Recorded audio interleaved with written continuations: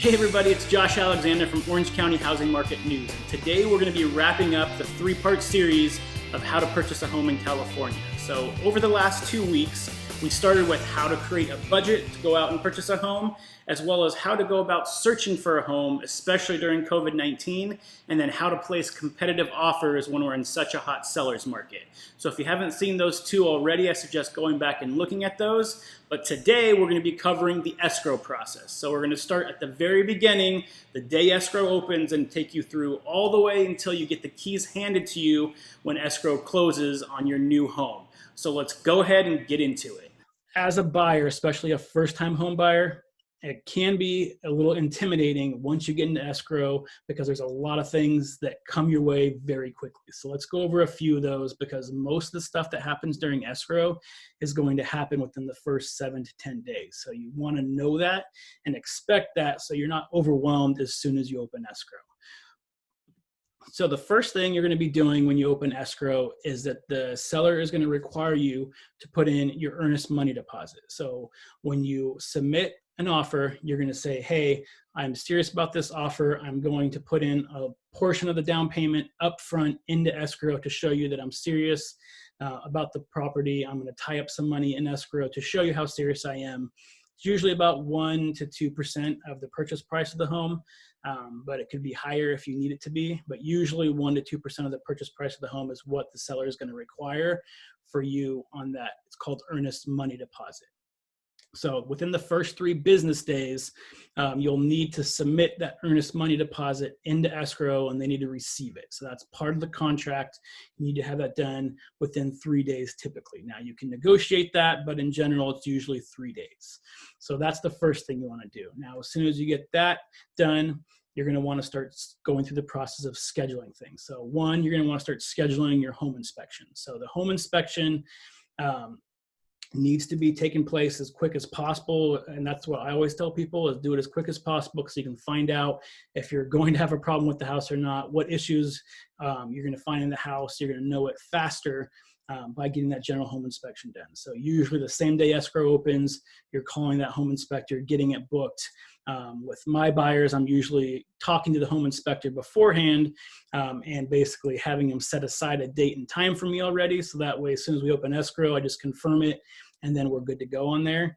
But you do want to schedule that as fast as possible because you want to get as much information as quickly as possible about the house you're trying to purchase so you know if you want to move forward or not. So after you schedule that home inspection, what escrow is going to do is they're going to send you an opening packet. So the opening packet is something that you need to fill out. It's going to talk about a lot of the tax stuff in terms of how you want to take the home, how you want the deed to look. Is it in your name? Do you have a spouse? Do you have a friend that you're purchasing the property with? Are your parents helping you purchase the property? It's going to go under their name as well. That kind of stuff is all in the opening escrow packet. So if you have a CPA or someone that does taxes to be able to look at it for you and kind of give you some recommendations of what to do, it's always good to run that by a CPA because they're going to be able to tell you what's going to be financially in your best interest and how to take the title and how to fill out the different forms that are required that are based off tax information you need to know. So that's going to be something that usually gets sent to you. I would say probably on day 2 or 3, you're going to have that opening packet from escrow sent to you. Now, on top of that, usually in the first couple days, you're also going to be getting something called the seller disclosures. And what those are is the seller is basically going through and they're saying, hey, this is everything I know about the property. Here's the major upgrades we've done. Here's any issues we've had with the property recently. And they're going to be giving you their best, the best idea they can of their condition of the house that they know of.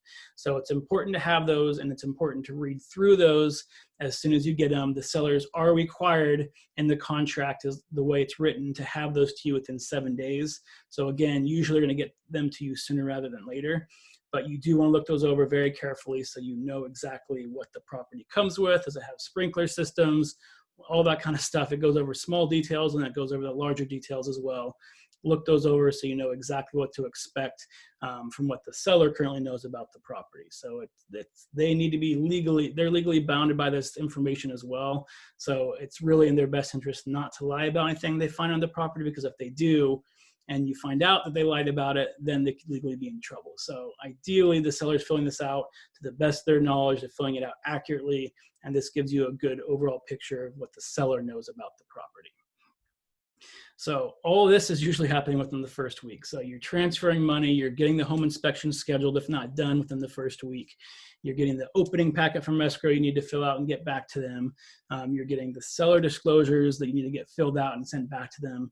All this information is flying at you, which is why that first week can be a little bit stressful and a little confusing if you don't have someone guiding you through what to expect each day. And again, it's extremely important to have an agent that's showing you what to expect and tells you what's coming up. And that way you're not getting this feeling of being overwhelmed, especially that first couple days of being in escrow, because that's not how you want to start the transaction. Okay, so now let's talk about contingencies. So these are something you may or may not have heard of a lot, but it's something that's one of the biggest things with inside escrow that needs to be addressed and could really mess things up if you don't get it done the correct way. So there's multiple contingencies, but basically what they are, and there's three main ones: the inspection, the appraisal, and the loan contingency. What those are basically is giving you a set amount of time to go through and do something specific within the contract, and then at the end of that time frame, you need to remove that contingency in order to move forward through escrow. So these contingencies are there to keep you as a buyer protected, so that way you're able to get through the process of escrow, keeping yourself legally protected, and gives you the ability to only inspect the property, but also make sure your lender is able to get you the loan, so you're not locked into this house that you can't buy because the lender is not giving you the loan, or the property needs a lot of work done to it and the seller doesn't want to cooperate or do any of the work. So it's going to enable you to back out of the transaction if you want to, if some of these conditions aren't met. So let's go over the three main ones that you're going to run into. So first one is inspection. So we talked about the general inspection a little bit earlier in the presentation.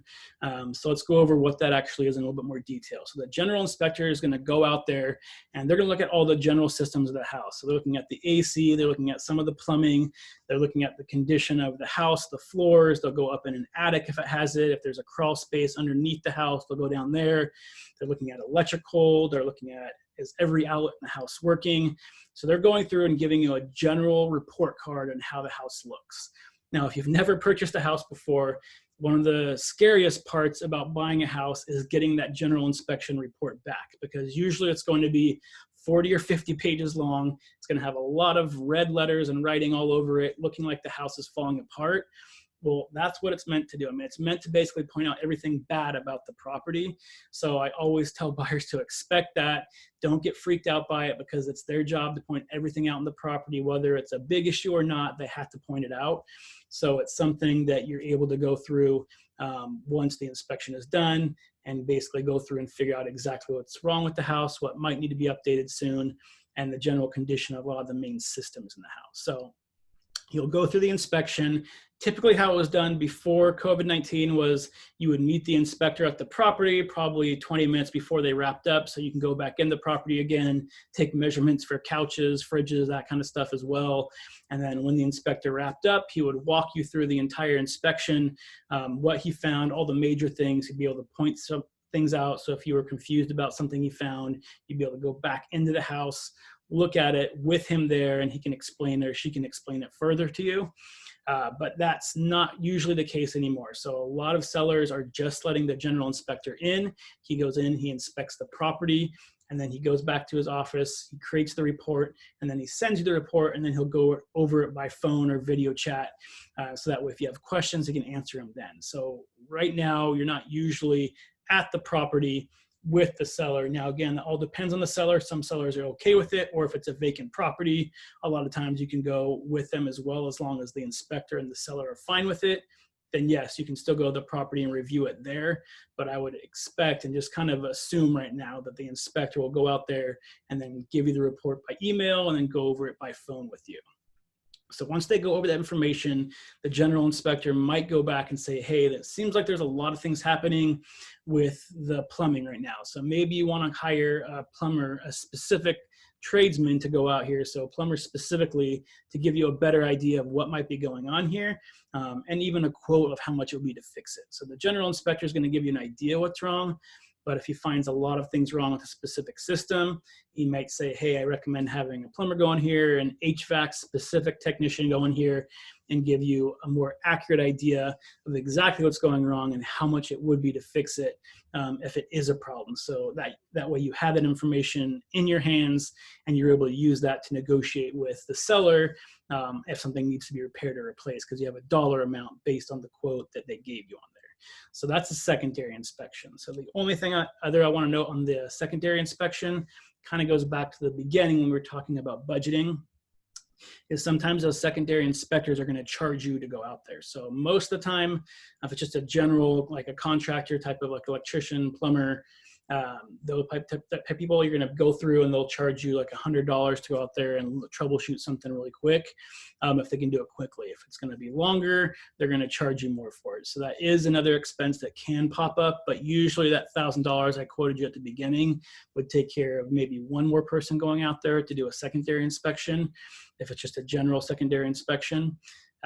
But if they have to do something more extensive, for instance, they have to go through and they have to run a scope through the entire sewage system because the general inspector kind of noted that there might be some issues in the plumbing under the house or something, then that can cost a little bit more up front. But secondary inspections aren't required on the majority of homes, but they are required sometimes. And the older the home is, the more likely you might want to have a secondary inspection on something because it's older, it has more wear and tear on it. And so the general inspector will most likely tell you it's a good idea to have a secondary inspection on a few items on there. So something to note on there. So once those inspections are done, now, hopefully at this time, you already have reviewed the seller disclosures that we just talked about.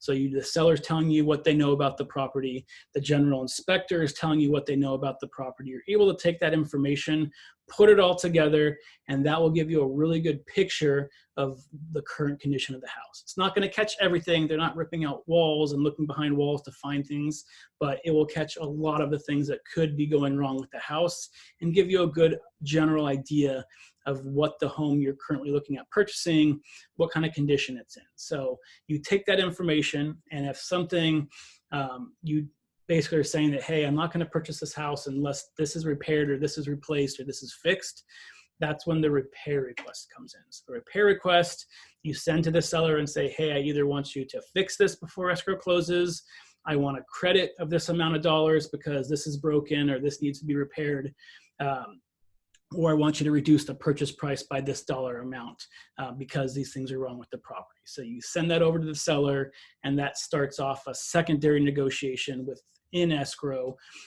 between you and the seller, so until you both come to an agreement. So maybe you go through, and ideally as a buyer, what I always tell you is that you're going to want to try to have the seller fix any issues during escrow if possible, because as you probably know, if you watch HDTV, once you open a wall to fix something, you might find another issue, and that issue leads to another issue. So if the seller agrees to fix something and they find something in the wall that they have to repair as well, they're going to be on the hook to get that replaced. Now, if you go through and say, hey, the plumber quoted me $1,000 to get this fixed, so just give me $1,000, and the plumber goes out there, fixes it, but then finds another problem and says, hey, it's now going to be another $600 more to fix this as well, then escrow's already closed, you own the home, you're going to have to pay for that. So ideally, you're going to want to see if you can have the seller pay for it and fix it themselves before escrow closes, because that's going to provide you the most amount of protection. Now, that being said, again, because it's a seller's market, you have to be very careful what you're asking for and what your must-haves are in terms of being repaired, because if they have 5 other offers right behind yours, that doesn't give you as much leverage as if you were the only offer on the property. So you have to take that into consideration when you're looking at submitting a repair request. But in general, you're going to want to have and the way I break it down for most buyers is into 3 main categories. You have things that are any kind of hazard to your health or any kind of safety issues. So if you've got electrical wire that's live hanging down somewhere, that type of thing, a safety issue, that kind of stuff, sellers are most likely going to repair, because most buyers, even if they fill out of escrow with you and got a new buyer, are going to ask for the same thing. So most sellers understand that, and they're going to fix those things that have to do with safety, have to do with your health.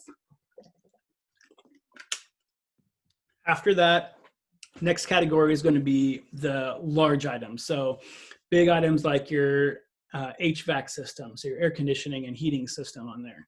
If that's not working, again, a lot of buyers, even if they back out of escrow with you, a lot of buyers are going to ask for them to fix that, because if your air conditioning is not working, that's a major part of the house. So if that's not working, there's a good chance most people are going to ask you to replace that. So even in a competitive market, the bigger items like that, the big systems, a lot of times the seller will either pay for, or again, they'll offer some type of credit for you and say, hey, we don't want to get it fixed, it just takes too long, or I don't want to deal with it, here's a credit. And then you'll have to decide for yourself if that's worth the risk of you taking the credit versus them fixing it themselves. So that's kind of the second category. The third category I go down to is going to be more the small things. So this electrical surge, there's not a surge protector on this electrical outlet, even though there doesn't need to be one and you want one there. Or let's say there's a small hole in the wall where it's going to be a drywall patch where a handyman can go in, patch it up, paint it, be in and out within 30 minutes. That kind of small handyman type work, a lot of sellers in this market don't want to pay for that stuff to be taken care of. So you just have to kind of expect that. It's probably a 50-50 with most sellers if they're going to take care of the smaller handyman type stuff. Some sellers, again, if they have the emotional attachment to you and they want to leave you a good home, then I've seen them pay for it because they want to make sure that you're taking over their home. It's their family home. They want to make sure that you're happy with it. So that in that case, you'll see them sway more towards paying for it than not, but it all depends on the seller. So those are the things that I always say, if you put on the repair request, just prepare yourself, because they might say no to it, because a handyman can come in and fix 10 different things that might be on that type of a project and be done with it in a few hours. And it's something the seller just doesn't want to give you credit for, because it's a house and they feel that there's always some things that can be repaired at the house. And once you own a home, you'll kind of realize that yourself, is that there's always something in the house that needs to be fixed, or something that you want to get fixed or redone. So it really depends on the seller and what they're going to agree to replace for you. So after you get past those small handyman things, I mean, you have another category, which I pretty much don't bring up anymore, but that's the cosmetics. So let's say, oh, I don't like the cabinets, they're not painted my favorite color, I want you to repaint them. Or I don't like the flooring in here, I need you to change the flooring. It's not bad by any means, but I just don't like it. That kind of cosmetic stuff, seller's never going to pay for. I mean, I guess I can never say never, but if it's just a cosmetic thing, it has nothing to do with the quality of the house, and there's nothing that's wrong with it, then most sellers are not going to really entertain paying for that kind of thing in the house. So those are the way I categorize a repair request when you're making them. Always ask for things that are health and safety issues. Always ask for the big ticket items that might be broken on there. And then after that, you're going to get less and less responsiveness when you talk to sellers about some of the smaller and smaller stuff on there. So anyway, I know it's kind of long-winded, but once you get back to the seller, you and seller go back and forth and finally come to an agreement, then what you'll do as a buyer is then you'll remove the inspection contingency. And what you're basically saying is, I am satisfied with the condition of the house, and the things that I'm not satisfied with, the seller and I have come to an agreement on how we're going to handle that, whether it's a repair, whether it's a credit, whether it's a lower purchase price. All that's been agreed to in writing. So at this point, I no longer need to inspect the property, and I'll go ahead and remove that inspection contingency. The one thing I will note with any of the contingencies is they don't get removed automatically. You have to physically sign something saying you remove it. So the inspection contingency is typically 17 days. If you want to be more competitive, you can shorten that if the inspector is available relatively quickly. So if you, again, are opening escrow, you've already talked to the inspector says it can be out there in 2 days. Having a 17-day inspection period might not be necessary, so you can shorten it a bit. But either way, once you get to that date that it needs to be removed, you have to physically sign something.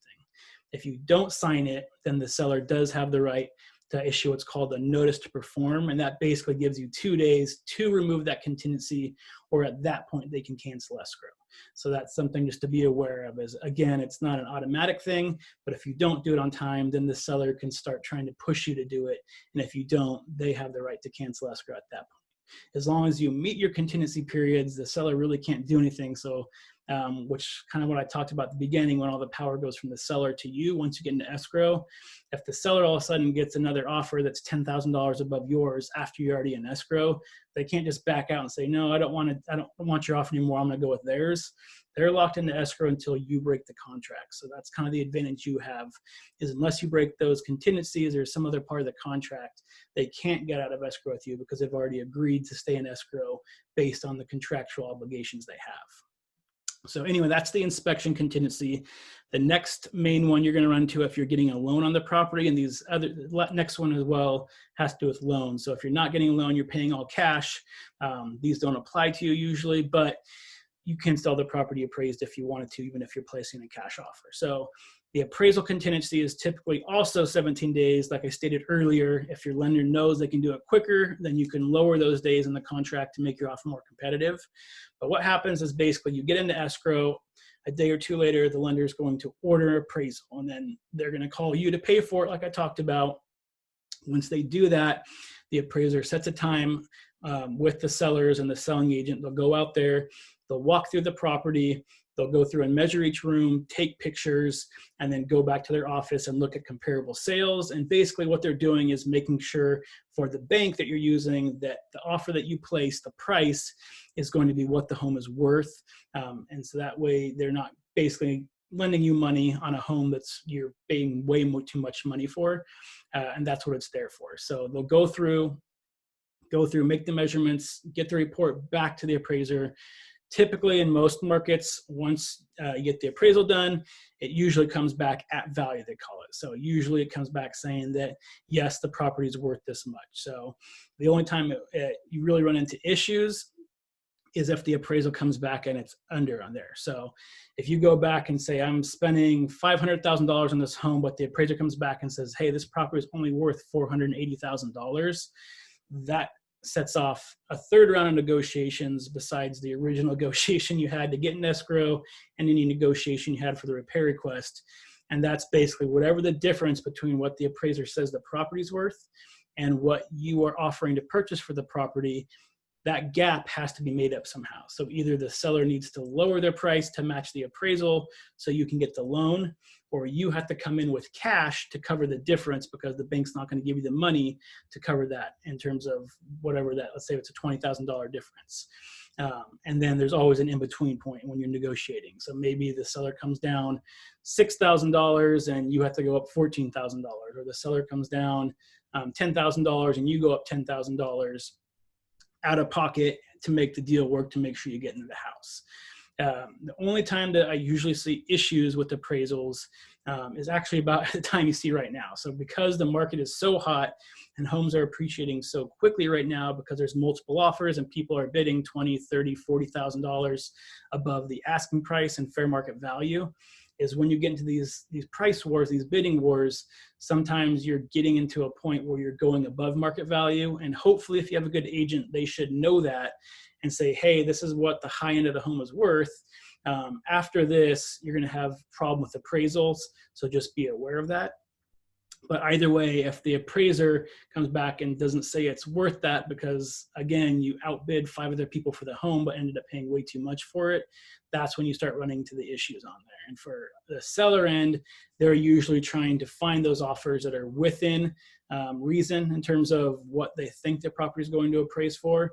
Once it goes above a certain amount, then you're going to start seeing sellers come back saying, hey, I need you to remove your appraisal contingency in order for us to go into escrow together. At that point, you know that you're probably paying too much for the property, but that's really the only thing they can do to guarantee that they're going to get some type, to get the price that you're actually paying for it on there, or you're willing to pay for it on there. So again, appraisals usually come back fine, and the biggest thing with that is to make sure you talk to your agent. The agent's doing accurate comp numbers for you, so you know the value range of the house, so you know the likeliness of you running into an issue with that or not. So once the appraisal is done, again, let's say it comes back at value, then you're just removing that contingency, saying it came back at value, my bank says it's approved for that, we have no issues with it, so you remove that appraisal. And again, typically 17 days for that one. Now, the last contingency that you're typically removing during escrow is going to be the loan contingency. So what happens once the appraisal happens on the property, is the lender takes the appraisal, they take anything else, any new documents they need to get from you. So they might need an updated bank statement or updated paycheck stubs. They're taking all the information and they're sending it to their underwriting department, and they're going to do the full approval of the loan. So like I talked about before, if you're working with an experienced lender that knows the current market we're in, they're doing a lot of this work up front to making sure that you're going to be approved for it either way. But a lot of them, because of the way that it's structured, are going to need updated statements and updated paycheck stubs, especially with so much high unemployment right now. They have definitely changed their practices where they're requiring paycheck stubs all the way up until a few days before escrow closes now, just to make sure you still have a job. So they take all that information, they send it to underwriters. The underwriter will come back, let the lender know if there's any conditions that need to be met. So again, these conditions can be updated paycheck stubs, updated bank statements, anything like that that they need to have before they can fully approve it. And then once all those conditions are met, then the lender could be 100% confident that everything is going to go through because you've been fully approved for the loan. And after that, the only thing they have left to do is basically draw up the papers and have you sign it. So after they give you the go-ahead that all conditions are met, the underwriter said, good to go, then you remove the loan contingency. And the reason why this loan contingency is so important is because once this loan contingency is removed, then if you back out of escrow for any reason, then the seller does have the right to keep a large portion of your deposit, if not all of it. So that's something you need to consider. So this doesn't usually happen, but let's say you go out, you remove your loan contingency, and then a week later you go buy a $50,000 car in the middle of escrow, and it screws up your loan and you're not able to get the loan anymore. That is completely on you, unfortunately. And so at that point, the seller, because of their trouble, they had to go through and spend all this time in escrow with you, and now you can't get the loan, can keep that deposit you put in, usually up to 3% of the purchase price of the home. And you're going to be out that deposit. So it's extremely important that, one, you're talking to your lender what you can and can't do during escrow, so you know not to make any major purchases, whether it's cash or credit card, and what you need to be doing to make sure your loan continues to go through, so you know you're not going to mess it up by accident. That's extremely important to be able to do, is to know what you can and can't do based on what the lender tells you. So as long as you don't do anything like that, usually once you remove that loan contingency, after that point, everything is pretty much on cruise control until the end of the transaction. Once that loan contingency is removed, there's not really much for you or the seller to do on their end, except for a few things like a couple days before escrow closes that we're about to get into right now. But again, I just want to stress that once that loan contingency is removed, which is usually 21 days, if you have one, then that's when you get locked into there. Now, going back to the beginning, like I said, if you have a lender that can remove the loan contingency ahead of time, whatever the last contingency you have in place, that's going to be when you're locked in. So let's say that lender said, no, you don't need a loan contingency. We're doing an inspection of a 10-day contingency for inspection and a 14-day contingency for appraisal. So once you move that last contingency, which is that 14-day appraisal, at that point is when you get locked into the loan. So it's whatever you have that last contingency. When you take that off, that's when you get locked in. Okay, so now let's go through, once all contingencies are moved, how do we actually close escrow? So usually a few days before escrow closes, I usually recommend about a week. These are some of the things you'll be looking at. So first, you're going to need to make sure you're contacting utility companies. So if you currently rent a place, you're going to make sure, one, you're turning them off at that current place so you're not paying any extra utility bills when you're not there, whenever the last day you expect to leave is. But you also need to make sure that you're turning them on the day escrow closes. So when you go in and move into your property, you have lights available, you have water available, and no utilities are shut off. So that's one of the things that you need to do as a buyer. It's on you to make sure your utilities are transferred over or set up correctly so it starts the day escrow closes. Usually about 3 days before escrow closes, you'll be doing two things. So one, you'll be doing a final walkthrough of the property. So this is where you go through the property and you basically check out to make sure there's not any giant holes in the windows or walls from someone moving furniture and making any kind of big, anything that's basically what the property has altered the property in a way that is much sorry. So basically in a way that basically changes the property's condition compared to what you saw it before. So again, if there's like a hole in the wall or the floor is lifted up somewhere, this kind of stuff doesn't usually happen, but it's just your way of verifying that the property is in a similar condition as the last time you saw it. And the other part of the verification of property in your final walkthrough is to make sure that if the seller agreed to do any repairs, that they were actually done and completed, and you're verifying it then. Now, the one thing I want to note with this final walkthrough is it's not a condition of the sale. What I mean by that is if you go through and you find out that the seller didn't complete one of the repair requests that you asked them to do and they agreed to do, or there is a giant hole in the wall, the sale is still going to close either way, but you're going to document this and then bring it up to the seller, because the seller is contractually obligated to give you a home in similar condition as when they put it on the market. So if there's a bunch of holes in the wall or something like that, that's going to be an issue. Or if they agreed to repair something, you have it all in writing and they didn't do it, again, legally the seller is going to have an issue, and this is going to be handled outside escrow after escrow closes, and you'd have to go through the process, legal process of getting them to take care of it for you. So most sellers aren't going to want to go through that, because if you did it correctly and your agent did it correctly, it should all be documented what they're responsible for and what they should have done. And if they didn't do it, it's all black and white on paper. So most sellers are going to get it done. So that's something to note, that it's not going to stop the sale from closing, but you will point it out to the seller and let them know that here's the information. You said that you were going to do it. You didn't do it. So how are we going to handle this? And then you and the seller are going to figure out the best way to handle it. After that, really the only thing you have to do is you'll sign final loan documents. So all those documents that I talked about with the lender, once they approve the loan, they're going to make all the documents up and then send them out to you to get signed. So they'll usually send out with a notary, or you can go to the escrow's office and do it there. But you're basically going to be signing your final documents, agreeing to all the terms of the loan, agreeing to how much you need to be putting in for the remainder of your down payment based off of how much you already put in at the beginning, that earnest money deposit, and then basically finalizing everything that the lender needs to be able to give you this loan. So you'll sign those, and then usually a day before escrow closes, sometimes on the day escrow closes, you're going to be transferring any remaining funds you need to transfer to complete the total down payment that you need to put on the home, as well as any closing costs that need to come out of your pocket into the bank. So that way it's there. So when you close escrow, all the money is ready to go and there's no holdups because of that. So that's what happened the last week. Again, there's not really much that happens except you're signing a thing of papers, you're walking through the home once, and then you're depositing some money into the account if you need to put more money to make the deposit, to give the full deposit of what you said you're going to do for the down payment. So after that, you move on to closing day. So on closing day, and we're almost there. So closing day, this isn't really extremely important for you to know, but some people like to kind of understand how the whole process works. But basically on the day of closing, escrow is going to send everything over to the title company.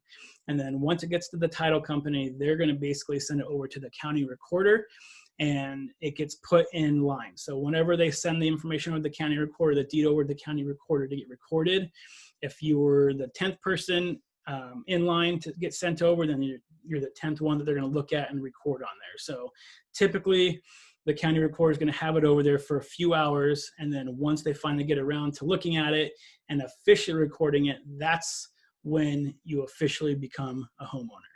So all that happens usually by 3 to 4 o'clock is the latest.